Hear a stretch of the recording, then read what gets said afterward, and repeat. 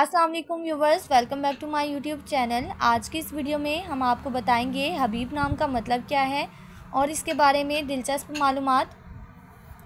हबीब नाम का शुमार लड़कों के नामों में होता है।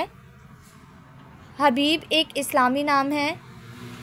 हबीब नाम की इब्तदाई तारीख अरबी ज़ुबान से निकलती है। हबीब नाम के लड़कों के लिए खुशकिस्मत नंबर 4 माना जाता है। माहिरीन के मुताबिक हबीब नाम के लड़के बहुत मेहरबान होते हैं। हबीब नाम का मतलब है दोस्त और साथी। हबीब नाम के लड़कों के लिए खुशकिस्मत दिनों में जुम्मा और बुध का दिन शामिल है। हबीब नाम के अफराद के लिए मुवाफिक रंगों में सब्ज़ और पीला रंग शामिल है। हबीब नाम के अफराद के लिए मुवाफिक पत्थरों में फ़ैरोज़ी पत्थर शामिल है।